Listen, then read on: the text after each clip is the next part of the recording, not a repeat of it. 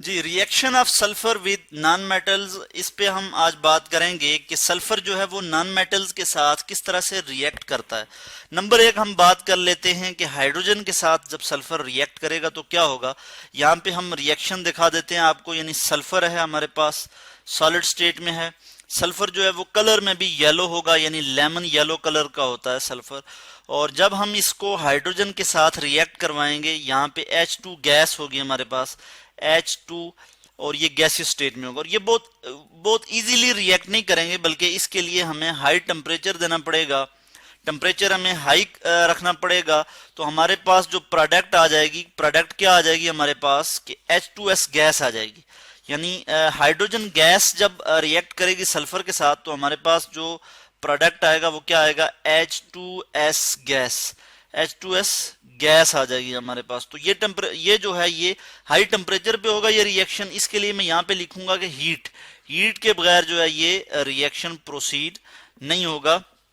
और इसके बाद हम देख लेते हैं इसी तरह का एक और रिएक्शन हम देखेंगे कि हम जब कार्बन के साथ रिएक्ट करवाएंगे सल्फर को तो हमारे पास क्या जो है वो रिजल्ट आएगा। तो सल्फर को मैं यहाँ लिख लेता हूं कि sulphur plus carbon, carbon carbon भी जो है ये नॉन मेटल है और ये सॉलिड स्टेट में जब इसके साथ रिएक्ट करेगा और इसमें भी हम जो है बहुत ज्यादा हीट करेंगे हम, यानी हाई टेम्परेचर की इसमें भी जरूरत होगी। तो यहाँ पे हमारे पास एक पॉइजनस गैस आ जाएगी या पॉइजनस फ्यूम्स आएंगे, जिसको हम कहते हैं जी कार्बन डाइसल्फाइड, CS2, CS2 बन जाएगी और ये लिक्विड स्टेट में हो जाएगी CS2 कार्बन डाइसल्फाइड। और ये हाईली इनफ्लेमेबल फ्यूम्स निकलेंगे इसके, और ये बहुत पॉइजनस होती है। इसको लॉन्ग टाइम तक अगर हम इनहेल कर लें तो ये बहुत ज्यादा पॉइजनस हो सकती है। तो कार्बन डाइसल्फाइड जो है ये इसके फ्यूम्स निकलेंगे और ये हाईली इनफ्लेमेबल होंगे। तो कार्बन यहाँ पे भी जो है ये सॉलिड स्टेट में है, इसको हम बैलेंस कर लेते हैं। मैं यहाँ पे जो है वो 2 लगा लेता हूं, तो इस तरह यहाँ पे जो है ये इक्वेशन इसकी जो है वो बैलेंस हो जाएगी। इसी तरह से हम देख लेते हैं यहाँ पे जो सल्फर है इसको ये जो है ये सॉलिड स्टेट में, और यहाँ पे भी जो है वो सल्फर सॉलिड स्टेट में। इसी तरह से हम एक और रिएक्शन देख लेते हैं जिसमें सल्फर जो है वो ऑक्सीजन के साथ किस तरह से रिएक्ट करेगा, यानी सल्फर किस तरह से जो है वो बर्न करेगा। तो यहाँ पे मैं लिख लेता हूं जी कि सल्फर है हमारे पास, ये आ गया जी हमारे पास सल्फर, और ये रिएक्ट कर रहा है किसके साथ जी, ऑक्सीजन के साथ, O2 ऑक्सीजन गैस के साथ रिएक्ट करेगा। यानी क्या होगा जी कि सल्फर बर्न होगा और इसके जो फ्लेम होंगे हाईली जो है वो हाईली ब्लू फ्लेम से जो है वो सल्फर डाइऑक्साइड गैस बनेगी। SO2 जो है ये आपस में रिएक्ट करके गैस बनाएगा, जिसे हम यहाँ लिख लेते हैं कि सल्फर जब ऑक्सीजन के साथ रिएक्ट करेगा या जब बर्न करेगा तो हमारे पास जो गैस आएगी उसे हम कहेंगे जी सल्फर डाइऑक्साइड।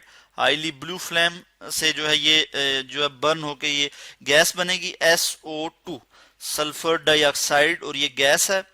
और सल्फर डाइऑक्साइड जो है SO2 ये मजीद जो है वो ऑक्सीजन के साथ रिएक्ट करके जो है वो स्मॉल अमाउंट में हमारे पास सल्फर ट्राइऑक्साइड भी बना देगी, SO3 sulphur trioxide. Sulphur trioxide जो है वो गैस भी बन सकती है, मगर ये स्मॉल अमाउंट में होगी। मगर ये सारे के सारे रिएक्शन जो है वो हीट की मौजूदगी में होंगे, हाई टेम्परेचर पे होंगे, यानी हमें इनको हीट करना पड़ेगा तो ये होंगे जी हीट करने से जो है ये प्रोसीड होंगे आगे।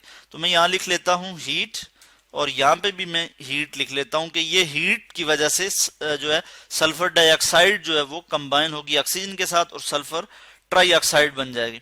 यानी कि हमें क्या पता लगा कि जब सल्फर को प्लेंटीफुल सप्लाई ऑफ एयर में जब हीट किया तो सल्फर बर्न होके सल्फर डाइऑक्साइड गैस में कन्वर्ट हो गया, जो कि ब्लू फ्लेम जो है हाईली ब्लू फ्लेम होंगे सल्फर डाइऑक्साइड के, यानी ब्लू फ्लेम बनेंगे तो हमें पता लगेगा कि सल्फर डाइऑक्साइड गैस है। तो इसी तरह से हम मजीद भी जो है वो रिएक्शन देखेंगे सल्फर के नॉन मेटल्स के साथ। अभी हम यहाँ तक देखते हैं कि हाइड्रोजन, कार्बन और ऑक्सीजन के साथ सल्फर ने जो है वो किस तरह से रिएक्ट किया।